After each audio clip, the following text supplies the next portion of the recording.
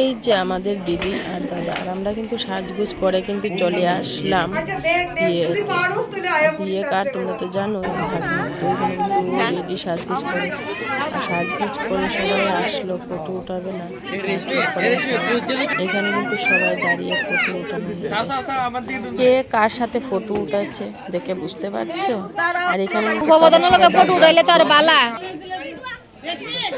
আবারও কিন্তু চলে আসলাম উপরে। আর আমার দেখো বান্ধবী ফটো উঠাচ্ছে এখানে। তো জামাই আসেনি বলে আমরা সবাই চলে আসলাম খাওয়ার জন্য। অনেকটাই রাত্র হয়েছে, তো খাওয়া দাওয়া করে নিব। জামাই আসার আগে একদম ফ্রি হয়ে গিয়ে তারপর ভিডিও বানাবো। আর এই যে বান্ধবী কি বলছে দেখো, এই যে বেগুনি। তো যাক, এখানে কিন্তু সবাই আমরা খাওয়া দাওয়া করে নিলাম। তারপর কিন্তু চলে আসলো জামাই। এই যে আমাদের জামাইবাবু চলে আসলো। আর এখানে কিন্তু আমাদের দিদি ও জামাইকে বরণ করার জন্য কুলা নিয়ে কিন্তু গেটে চলে আসলো। আর যা যা নিয়ম কারণ আছে সবগুলো করে দিদি কিন্তু চলে গেল। আর এখানে ফুল দিয়ে জামাইকে বরণ করছে আমাদের মেয়েটা। যদিও আমি মোবাইলটা অনেক দূরে, তার জন্য আমরা সবাই যাদের মোবাইল আছে তারা সবাই দূরে থেকেই মোবাইলটা ওঠালাম। আর জামাই আসলো, এখানে কিন্তু শুরু হয়ে গেল ডান্স। জামাইকে ঘরের ভিতরে নিয়ে বসিয়ে তারপর কিন্তু জামাইয়ের যে নিয়ম, খুব সুন্দর হইতেছে গো।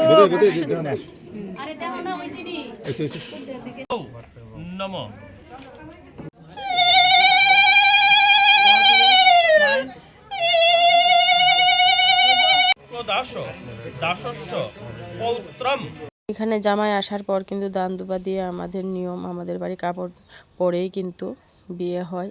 আর এইখানে দেখো আমার বান্ধবী ফটো উঠাচ্ছে আর জামাই কিন্তু এই দেখো একজনের পরে একজন আমরা সবাই এখানে দাঁড়িয়ে ফটো উঠাচ্ছি। আর আমাদের বান্ধবী জামাই ফটো উঠাচ্ছে। আর এখন চলে আসলাম কিন্তু এই জায়গাতে, যে জায়গাতে আমাদের মেয়ের 7 পাক হবে।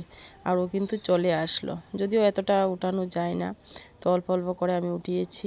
এখানে কিন্তু দেখতে দেখতে যে নিয়ম কারণগুলা সবগুলোই করে নিল। নিয়ম কারণগুলো করার পর কিন্তু এখানে 7 পাকও হয়েছে। 7 পাক হওয়ার পর মানে শুরু হয়ে গেল আমাদের একদিকে দেখো ডান্স, আর একদিকে মেয়ে কিন্তু 7 পাক দিচ্ছে। তারপর হলো মালা বদলের পর ওরা কিন্তু নিচে এসে আমাদের সাথেই ডান্স করলো। যদিও মোবাইলটা কার কাছে দেব, তো মোবাইলটা আমি দিয়ে কতটুক বাস ক্যামেরা বন্দি করে নিলাম। সবাই একটু আনন্দ করতেছে। আর আমাদের মেয়ে জামাই কিন্তু এখানে দাঁড়িয়ে দেখছে। আর মানে ওদের খুবই ভালো লাগছে। তো বিয়ে শেষ হওয়ার পর থেকে কিন্তু আমরা চলে আসলাম নিচে এই সাইডটা দিয়ে। তো এদিকে দান হবে। তো বিয়ের পর কিন্তু নিয়ম আছে, জামাইয়ের পাও ধোয়াতে লাগে।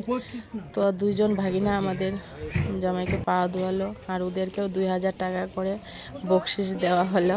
তো আমার ভিডিওটা কীরকম লাগলো তোমরা কিন্তু সবাই একটু কমেন্ট করে বলবে।